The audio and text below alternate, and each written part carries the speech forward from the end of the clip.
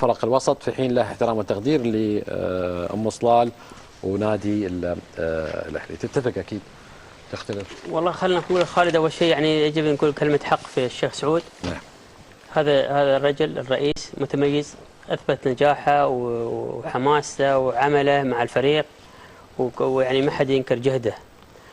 وأما تصنيفه للمراكز هذا رأي خاص له. ولو تسألني أنا عن الريان، حتى الآن ترتيبه متصدر الأول، وأنا أقول لك لو الريان جاب المركز الخامس في الدوري السنة يعتبر إنجاز ممتاز للريان، لأنه من فرق الدرجة الثانية يوصل للخامس.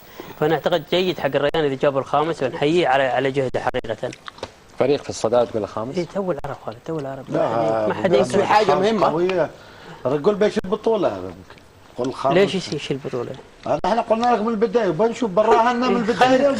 خليك نحن قلنا لكم من بداية الدوري إذا كمل 4 والريان تصدر بيجيب البطولة، ودحين بيجيبها. أوكي. لا بس نقطة مهمة لأبو محمد. يعني أبو محمد الآن يعني حقيقة يعني يلعب بخبراته الإدارية